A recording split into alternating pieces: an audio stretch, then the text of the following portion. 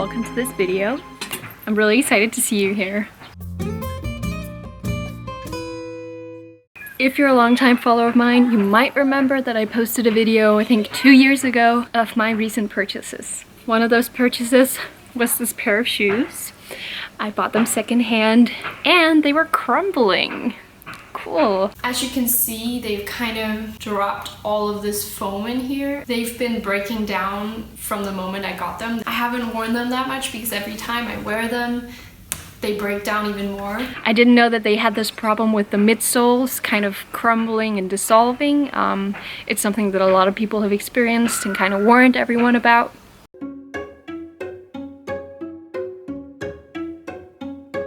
Right now it's Fashion Revolution Week, and in honor of that I wanted to bring you guys along with me on the journey to fix these shoes instead of scrapping them. First, I am going to talk a little bit of facts with you about the environmental impact of shoes.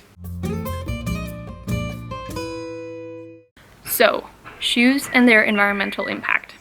Did you know that 66.3 million pairs of shoes are produced every single day? Which adds up to 24.2 billion pairs of shoes a year. 90% of the environmental impact happens at the material production and manufacturing, which makes sneakers a huge burden on the environment with all of their mainly plastic-based components and also their leather details. Now, mainstream shoe production uses chrome-tanned leather hide. Chrome tanning is an intense chemical process which is dangerous for both the environment and its workers. You see, tannery workers in the global south have a 90% chance of dying at the age of 50. So, I didn't know any of this either until I read an article by Sophie Benson, which has been published on Refinery 29. I found this through the Future Dust Instagram profile, which I highly recommend looking at if you're interested in ethical fashion. While I try to make a point out of not buying any unnecessary new clothes or accessories, this still really hit me like a punch to the gut. I've been looking at these, you know, dad sneakers, trendy, funky for the summer. Kind of considering buying a pair. And now that I read this, I'm just not going to. So instead, I'm going to repair this pair of shoes. But how do you do that? And that's a really good question. This is something that's not mainstreamly available. If any of you guys have any knowledge about foam in shoes and what to do here, I would really appreciate any tips on how to repair these. The problem is the midsole cushion here. This crumbles and dissolves when you wear it. I didn't film this part, but I removed it using a kitchen knife. Careful not to cut the sole, the actual sole of the shoe. I found one video of a man repairing an MBT shoe. He has different tools than me, and he also doesn't explain where he got this foam block, which is the, essential part for repairing. And that has also been my biggest struggle to find. But based on that video, I think that the steps are going to be to remove the damaged part, use a heat gun to open up the sole, cut and sand away the leftovers of this foam, cut the new foam to fit, glue everything back into place, and then do some final touches. At first I did need to go and get some tools and supplies though, so. My dad drove me to the hardware store where we looked for some unofficial shoe repair tools. There are many multifunctional tools that you can use for different purposes, even if it doesn't list every single one of them on the packaging. So we were looking for a strong glue, box cutter, sandpaper, and a foam block. And now for the foam block, that was, as I mentioned, the difficult part. We were looking for any material that had a variety of characteristics, where it had to be shock absorbent, it had to be water resistant, it had to be the right height and width, and it had to be bouncy enough to me to feel like I wouldn't wear the shoes out after a couple of wears and squish it down. So I did try to do some research on the kind of rubber foam that's used in shoes. This is really information that's not easy to find, especially not where to purchase this kind of foam, but also just what kind of foam is used generally. This is kind of a niche information that's only accessible to those who are professionals in the shoe industry. And that's really frustrating to me, actually, because I know that there are people out there who are sitting on this information. This niche is privatized and it's monetized and it's patented to make sure it's out of the public's hand. You know, it's like with planned obsolescence where, you know, like computers are built to not last very long because then you invest in a new computer after a couple of years. And it's also especially frustrating to me because this is actually my field of study. I am studying accessory designs and one of my interests is shoes because, as I mentioned, it is so under, you know, lock and key. It's not generally accessible. That was one of the things that really drew me to this education, is that I might potentially get inside knowledge. Maybe if I had access to my school's library, I would be able to find some more specific, you know, professional inside tips on what kind of rubber is used in sneaker type shoes. But it's not accessible right now. It's under lockdown. So me and my dad, we had to walk around this hardware store and also sort of like a homeware store and kind of squish everything that looked even remotely rubber-like or foam-like. So we were looking for any kind of, we were looking at, you know, bike seats and pillows, just anything that could potentially have the right sort of characteristics I was looking for. We did not succeed though. So we went home for lunch and then my dad found a blue knee pad in his workshop that's used for like when you're sitting on the pavement fixing cars.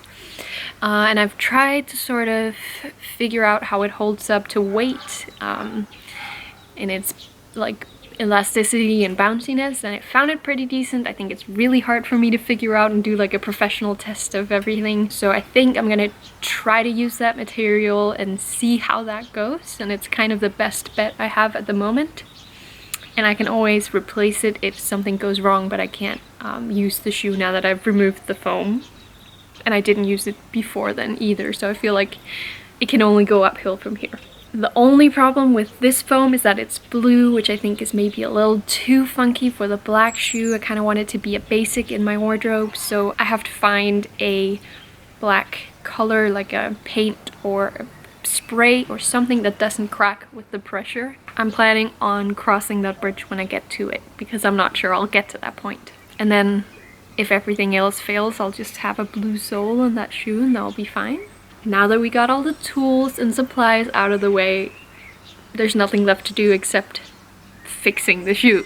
So I'm gonna go and do that. First step was to use my dad's heat gun to undo the glue in the sole.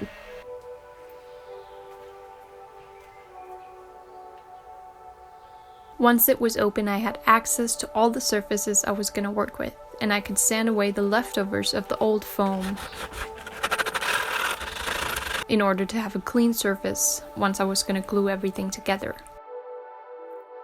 Then it was time to shape the new cushion. I cut out a too broad piece at first, then shaped it by hand using sandpaper, slowly whittling it down to a dome of specific measurements, thinner in the front part where it had to wedge tightly. This was time-consuming and messy and a little hard to control by hand with this material, but I managed. The front part actually turned out to be slanted as well, which I had to mirror in the two pieces, so you can easily make a mistake here, so it's really good to have some backup material on hand. I marked the shape I needed the width to be and used scissors to cut it, which, by the way, is a lot easier than box cutters, I found. Once both replacement cushions were shaped, I painted them black with acrylic paint before I glued them in so I could cover the edges as well. This is a no-brand type acrylic paint, nothing special, not meant for shoes or anything, so we'll see how that goes.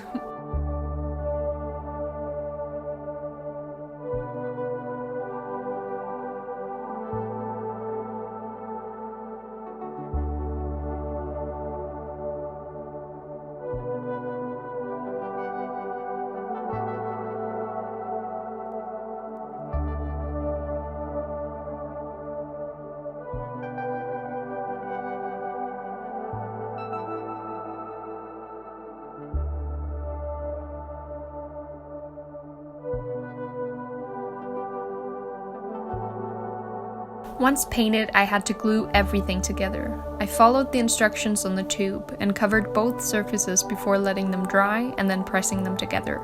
I did this to all 4 surfaces of both shoes.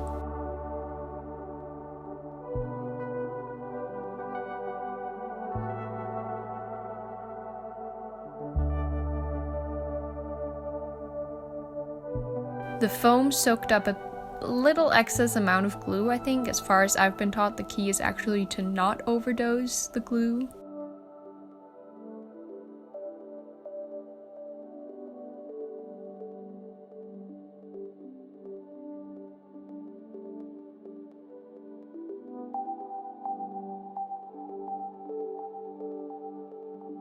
Once all surfaces had been glued together, the glue had to cure. To secure the strength of this bond, I left the pair under a stack of heavy books overnight. And job done! While this is an amateur job, I genuinely think it won't be noticeable. It feels just as good as before in terms of my tread, and I'm just really happy to be able to use these shoes again. In the end, it really wasn't as hard as I convinced myself that it would be. Alright, so my final thoughts on this project. As I'm filming, researching, and editing this, it is Fashion Revolution Week, a movement that was started on the anniversary of the Rana Plaza factory collapse, which killed 1,138 people and also injured many more, in case you didn't know that. And this tragedy, it kick-started a debate around the way we manufacture and consume fashion goods. I think it's really interesting that we've somehow managed to neglect shoes as a part of this conversation around fast fashion and ethics in fashion consumption. The most sustainable clothes that we have access to is already in our wardrobe. So I think it's really important to tend to that, to swap it out if you don't want it, and to mend holes and upcycle or re-dye or embroider, etc. And then while we're on the topic, you should wash your clothes at a lower temperature and also try to air dry it if it's a possibility for you. All of these things are less strenuous for the fibers in the fabric, which lengthens the lifespan of the garment. It's just good to know. Thanks for watching. Go and repair something. I hope you enjoyed this, and I'll see you in the next one.